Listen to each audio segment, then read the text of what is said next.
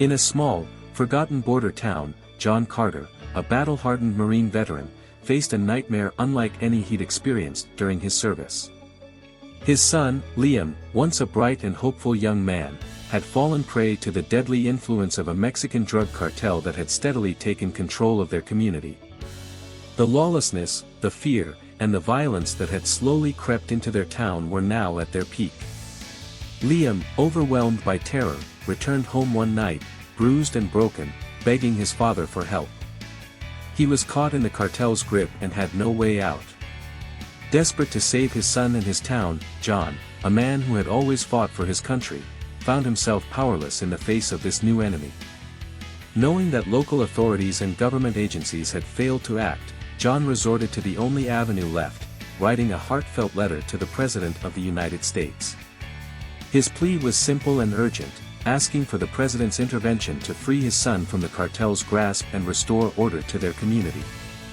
It was a final plea from a father who had fought for freedom abroad but was now fighting for his family at home.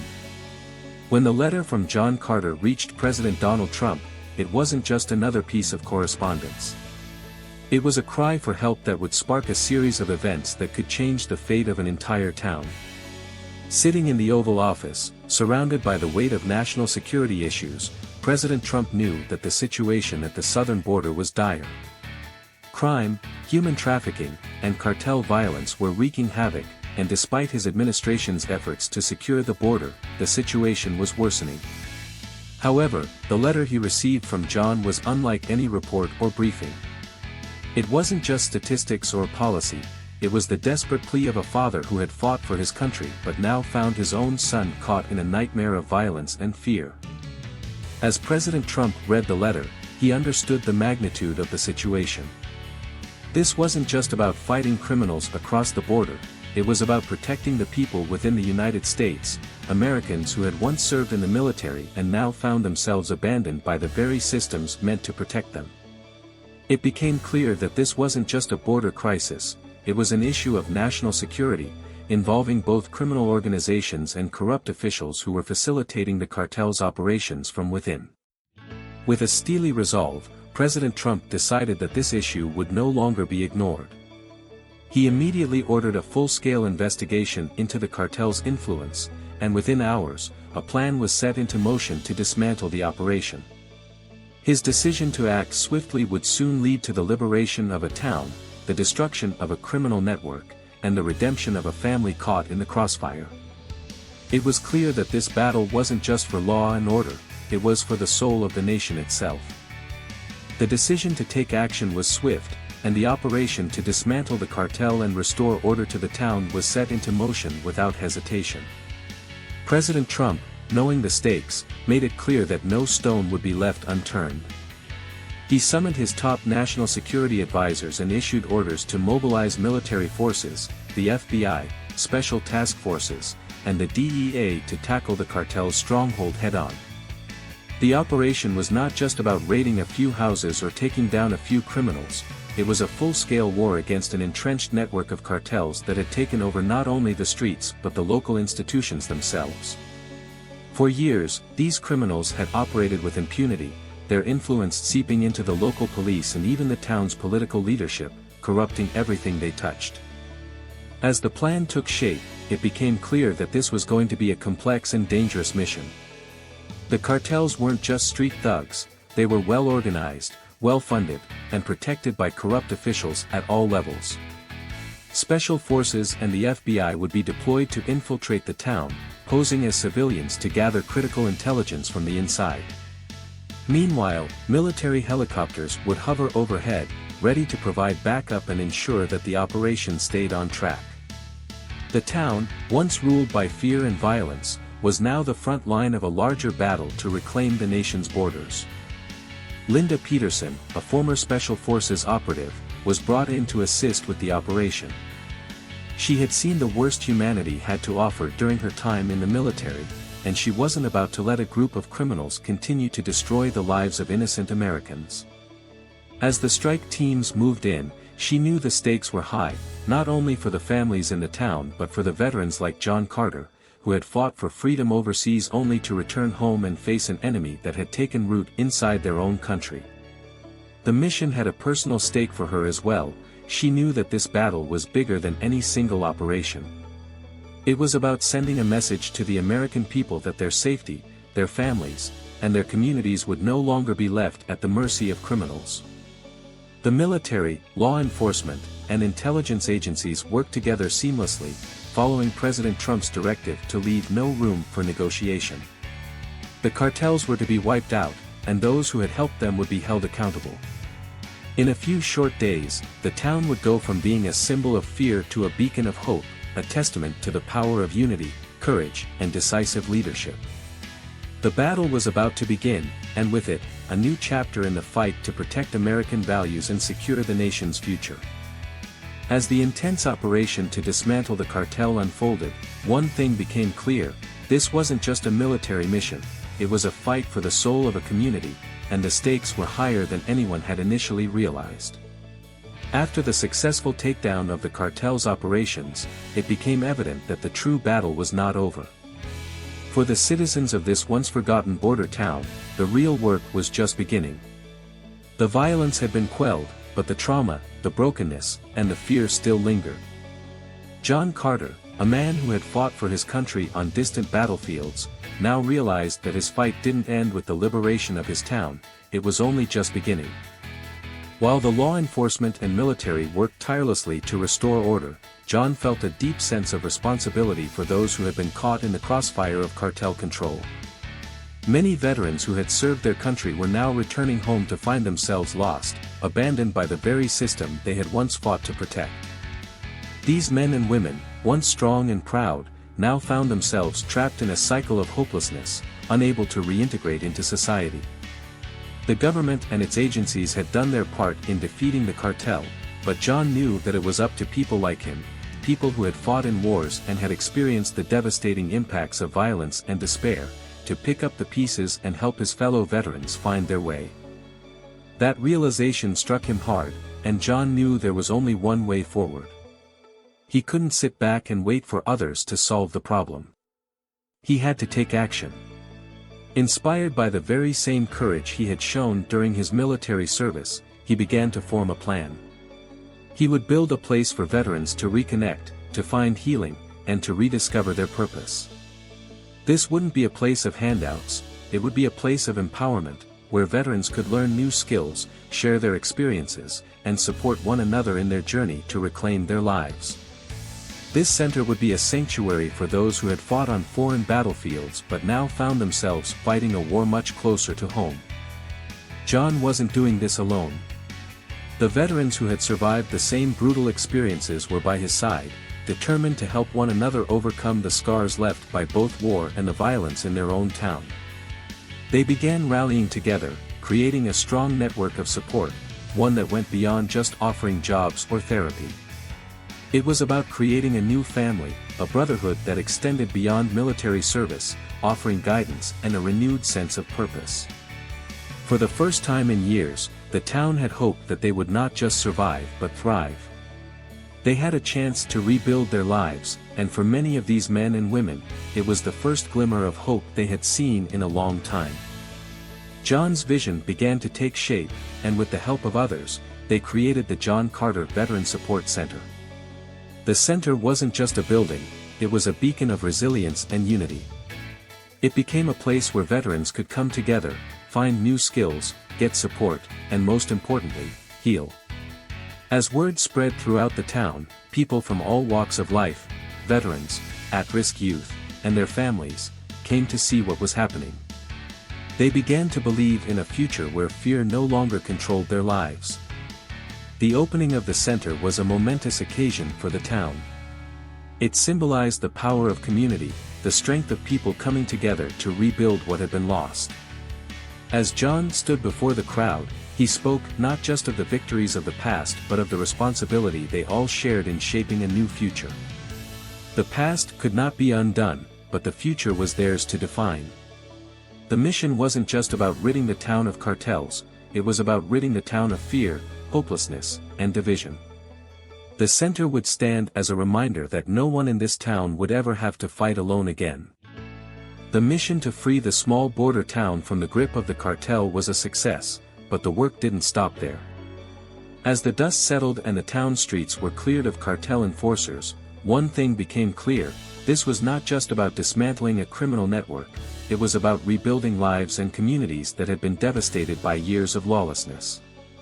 John Carter, the father who had written the letter that sparked the operation, was now left with the heavy responsibility of not only recovering his son but also helping the people of his town find hope again. In the days following the military operation, the community was left in a state of cautious optimism. People who had once lived in fear could now walk the streets with a renewed sense of safety. Local businesses, which had once closed early to avoid cartel retaliation, were now open again, and the residents were beginning to believe that the nightmare they had lived through was finally over. Yet, despite the victory, there was still a long road ahead. Many of the families were mourning the loss of loved ones, and young people who had been recruited into cartel operations were struggling to find a way back to normalcy. The scars left by years of violence couldn't be erased overnight. John Carter understood this better than anyone. His son, Liam, had been saved, but his journey of healing had only just begun. The trauma of living in fear, of being caught in the crossfire of a war that didn't feel like it was ever meant to end, wasn't something that could be washed away with a single operation. As a father, John was determined to help Liam rebuild his life, but as a veteran, he knew there was more he could do.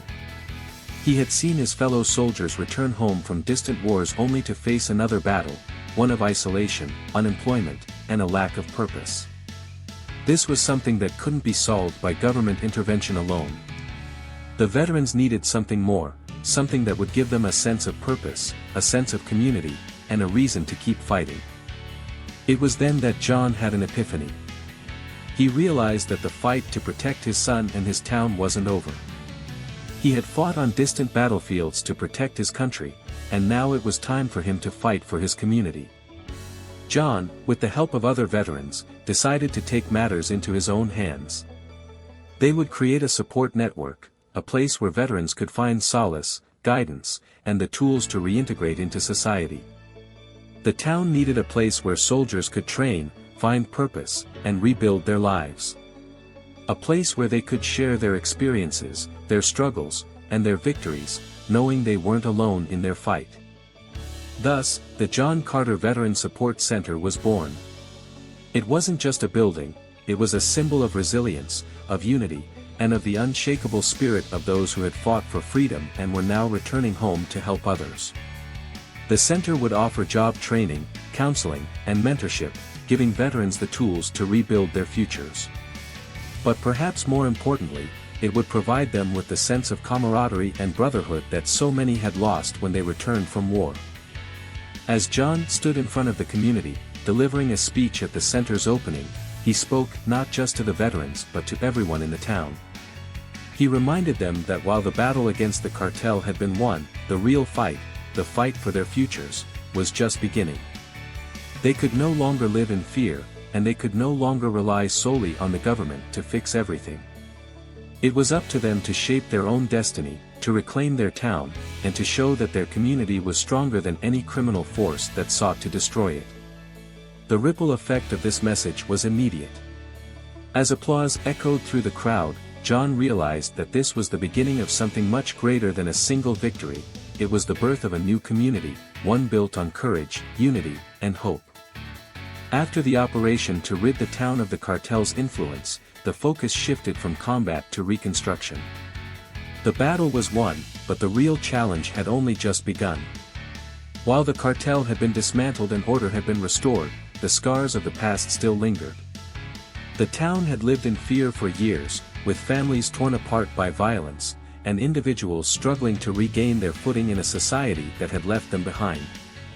Among those most affected were the veterans, men and women who had once fought for the country's freedom abroad, only to return home to find their own communities under siege.